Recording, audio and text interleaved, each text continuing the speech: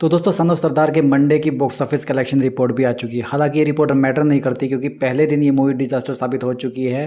पहले 3 दिनों में इस मूवी ने 25 करोड़ रुपए के करीब कमाई करी। अगर इसको हम कंपेयर करें सन ऑफ सरदार 1 से, जो 2012-13 में आई थी, उसने पहले 3 दिनों में 63 करोड़ रुपए के करीब कमाई करी थी। इसने सिर्फ 25 करोड़ रुपए कमाए हैं और पहले सप्ताह में सन ऑफ सरदार ने लगभग 90 करोड़ रुपए कमाए थे और लगता नहीं कि ये उसका आधा भी कमा पाएगी। फ्राइडे को इस मूवी ने 7 करोड़ रुपए कमाए, सैटरडे को इसने 8 करोड़ रुपए कमाए और संडे को 9 करोड़ रुपए कमाए। एक बार भी इस मूवी का जो कलेक्शन है 10 करोड़ रुपए से ऊपर नहीं गया। और मंडे टेस्ट में तो ये मूवी बुरी तरह से फेल हो गई। इसने सिर्फ 2.5 करोड़ रुपए के करीब कमाई करी है। थिएटर में इसकी ऑक्यूपेंसी थी 12%। धड़क 2 से भी कम इसकी ऑक्यूपेंसी थी। सैयारा ने भी 15% ऑक्यूपेंसी के साथ 2.5 करोड़ रुपए के करीब कमाई करी। सन ऑफ सरदार 2 का ये फर्स्ट मंडे था तो भी इसने 2.5 करोड़ रुपए कमाए। सैयारा का ये थर्ड मंडे था तो भी उसने 2.5 करोड़ रुपए के करीब कमाई करी।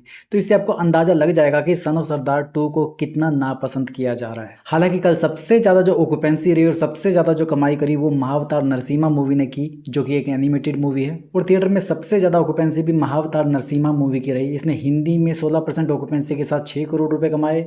तेलुगु में इसने 34% ऑक्यूपेंसी के साथ में लगभग 2 करोड़ रुपए की करीब कमाई करी। तो साउथ की एक एनिमेटेड मूवी भी बॉलीवुड पर बहुत ही ज्यादा भारी पड़ रही है।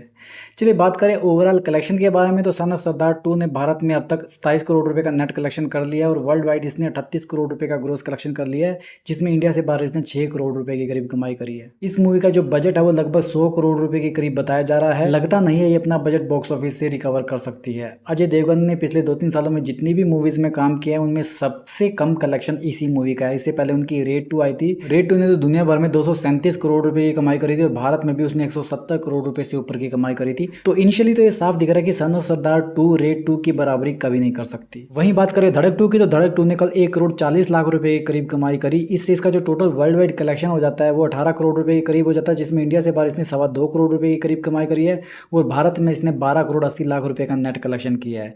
तो कुल मिलाकर सन ऑफ सरदार 2 और धड़क 2 दोनों ही सीक्वल मूवी भारत में डिजास्टर साबित हो चुके हैं। इनके पहले पार्ट दोनों ही मूवीज के बहुत ही शानदार थे, तो उसी को दोबारा भुनाने के लिए इन्होंने सेकंड पार्ट बनाए। बट सेकंड पार्ट में इन्होंने लगता है मेहनत ज़्यादा नहीं करी, जिस वजह से लोगों को ये मूवीज़ पसंद नहीं आई। हालांकि एक बात हो रही है, धड़क 2 लोगों को ज़्यादा पसंद आ रही है as compared to son of Sardar 2, क्योंकि IMDb रेटिंग उसकी 8 से ऊपर है और सन ऑफ सरदार 2 की जो IMDb रेटिंग है वो 7.0 है। बाकी आज के कलेक्शन के बारे में बात करें तो मुझे लगता है आज भी सन ऑफ सरदार 2 का कलेक्शन स्टेबल रहेगा, 2-3 करोड़ रुपए के करीब कमाई करेगी और थिएटर में ऑक्यूपेंसी इसकी 10% से भी नीचे जा सकती है। क्योंकि इस मूवी का कलेक्शन नहीं हो रहा है तो इस मूवी के शो कम होने के पूरे चांसेस है। अगर इसके शोज कम होंगे तो हो सकता है सैयारा को थोड़े से शोज मिले, उसका कलेक्शन बढ़ जाएगा। कल उसने 2.5 करोड़ रुपए कमाए थे तो हो सकता है आज उसका कलेक्शन 3 करोड़ रुपए से भी ऊपर चली जाए।